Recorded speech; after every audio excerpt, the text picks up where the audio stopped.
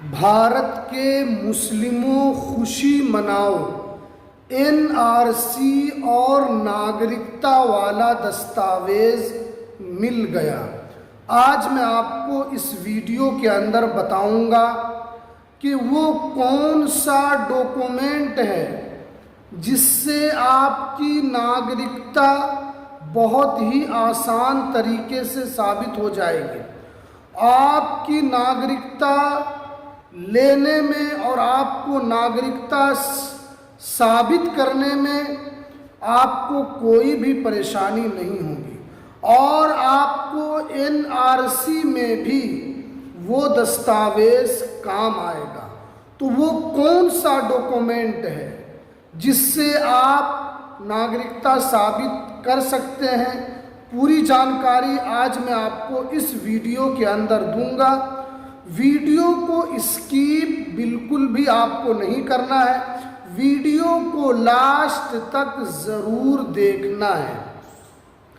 आप इस चैनल पर पहली बार आए हैं तो इसको सब्सक्राइब भी ज़रूर कर लेना है ताकि आपको नागरिकता और एनआरसी से रिलेटेड मैं रोज़ाना कुछ न कुछ नई वीडियोस लाता हूं ताकि आपको हमेशा वो वीडियो का नोटिफिकेशन आपको वक्त पर मिलता रहे। देखिए, बहुत सारे लोग जो हैं इस वक्त जो है नागरिकता को लेकर परेशान हैं, क्योंकि आपको ये बात मालूम होना चाहिए कि अभी जो भारत के हालात हैं वो किस तरीके से ख़ास तौर पर मुस्लिम समाज के लोगों के लिए, भारत के 25 करोड़ मुसलमानों के लिए जिस तरीके का माहौल क्रिएट किया जा रहा है, भारत के मुसलमानों के लिए ऐसा माहौल बनाया जा रहा है। और आपको पता है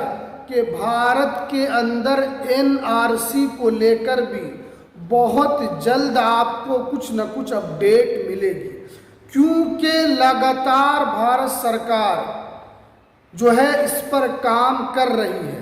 वो मैं कैसे कह रहा हूँ वो आगे मैं आपको इस वीडियो के अंदर बताऊंगा, क्योंकि आपको ये बात पता है कि भारत के अंदर अभी जो है अलग अलग तरीके से काम हो रहा है।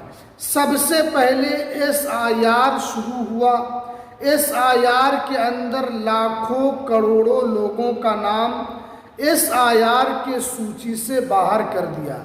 अगर हम आंकड़े की बात करें तो भारत का सबसे बड़ा राज्य यूपी के अंदर लगभग 2 करोड़ से ज़्यादा लोगों का नाम एसआईआर की सूची से बाहर हो गया।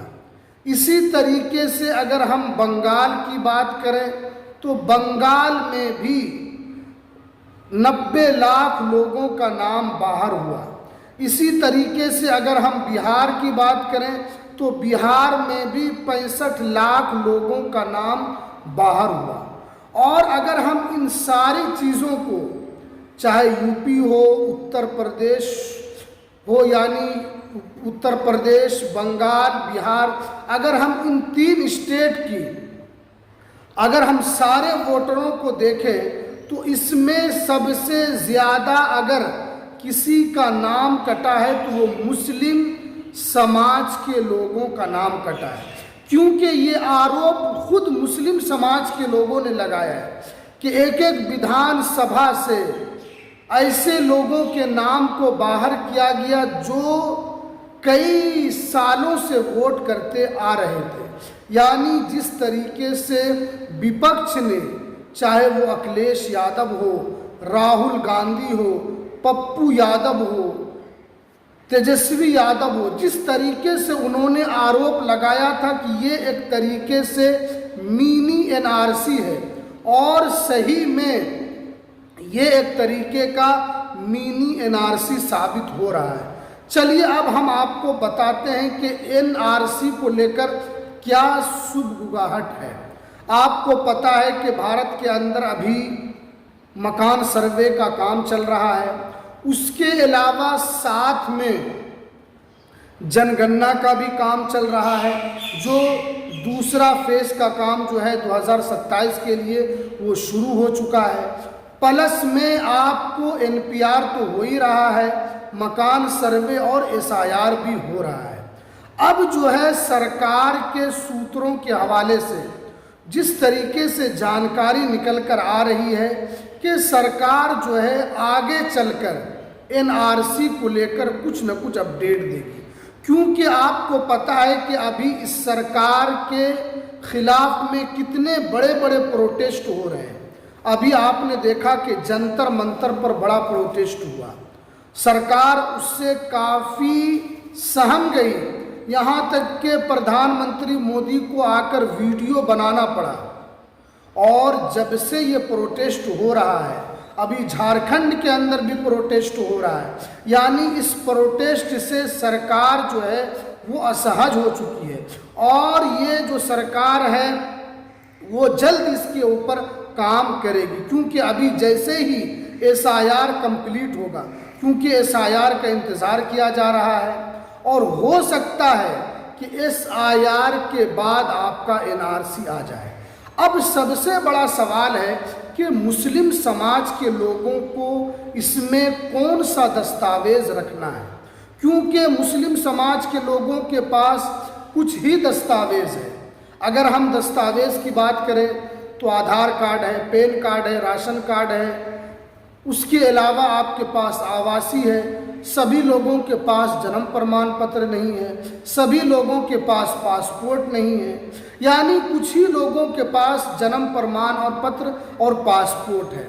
और पासपोर्ट को लेकर तो विदेश मंत्रालय ने पहले ही बड़ा ऐलान कर दिया है कि पासपोर्ट जो है नागरिकता का प्रूफ नहीं है। तो अब जो है कौन सा आपका प्रूफ होगा? आधार कार्ड भी आपका प्रूफ नहीं है, राशन कार्ड भी नहीं है, वोटर आईडी कार्ड भी नहीं है, पासपोर्ट भी नहीं है, तो आखिर कौन सा प्रूफ आपकी नागरिकता के लिए है? तो देखिए यहाँ पर जो बताई जा रही जानकारी, सबसे आपका पुख्ता सबूत नागरिकता के लिए ज़मीन से जुड़े दस्तावेज जैसे खतियान, रजिस्ट्री और बंटवारनामा है। यानी अगर आपके पास ज़मीन के कागजात हैं और उस ज़मीन के कागजात से ये साबित होता है कि आपके जो पूर्वज हैं वो इसी देश के नागरिक थे, उन्हीं के नाम से ये ज़मीन है, तो आपको जो नागरिकता मिल जाएगी आपके पूर्वज के हिसाब से। उसके अलावा आपके पास जो दूसरा दस्तावेज होना चाहिए वो जन्म प्रमाण पत्र होना चाहिए, क्योंकि बहुत सारे लोग जन्म प्रमाण पत्र नहीं बना रहे हैं। अगर जिनकी एज 40 साल, 50 साल, 60 साल, 70 साल हो चुकी है, वो तो ध्यान बिल्कुल नहीं दे रहे हैं। और ख़ास तौर पर मुस्लिम समाज के लोग तो और भी ज़्यादा ध्यान दस्तावेज पर नहीं देते हैं। तो आपके लिए ज़रूरी है कि आपका जन्म प्रमाण पत्र आपके पास होना चाहिए, क्योंकि जन्म प्रमाण पत्र जो है ये ऐसा डॉक्यूमेंट है जिससे आपकी पैदाइश, आपके माता का नाम, आपके पिता का नाम, आप किस राज्य के रहने वाले हैं और आपकी पैदाइश कहाँ हुई है, वो सारा चीज़ उसके अंदर होता है, और आपकी पैदाइश किस साल में हुई है। तो इसलिए जन्म प्रमाण पत्र आपके पास होना चाहिए। ये दो डॉक्यूमेंट्स आप बनाकर रख लीजिए, आपको नागरिकता हो या एनआरसी हो, इन सारे चीज़ों में आपका काम आएगा। और दूसरी ज़रूरी बात, ये चीज़ आपको ध्यान रखना है कि आपके सारे डॉक्यूमेंट्स, जन्म प्रमाण पत्र से लेकर आपके पास खतियान से लेकर, चाहे आधार कार्ड हो, राशन कार्ड हो, पैन कार्ड हो, वोटर आईडी कार्ड हो, आवासीय हो, इन सारे जगहों पर एक जैसा नाम होना चाहिए, क्योंकि ये चीज़ जो है मुस्लिम समाज के अंदर बहुत ज़्यादा देखा जा रहा है कि किसी डॉक्यूमेंट में उनके नाम में ए छुटा हुआ है, कहीं पर ई बढ़ गया है, किसी डॉक्यूमेंट में ए नहीं है, किसी डॉक्यूमेंट में आई है, यानी हर डॉक्यूमेंट में अलग अलग तरीके से स्पेलिंग का मिसमैच है। यही हमारे मुस्लिम समाज के लोगों के लिए सबसे बड़ी गलती है। तो इसलिए आपको नाम की स्पेलिंग, चाहे आपके नाम की स्पेलिंग हो, आपके पिता के नाम की स्पेलिंग हो या आपकी माता के नाम का स्पेलिंग हो, सारे का स्पेलिंग एक जैसा होना चाहिए।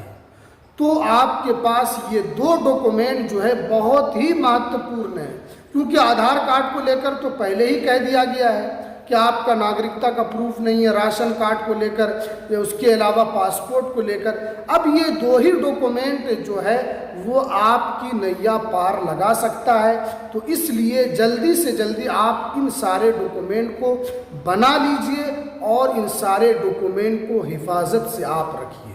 तो चलिए, ये थी आज की सबसे इम्पोर्टेंट जानकारी।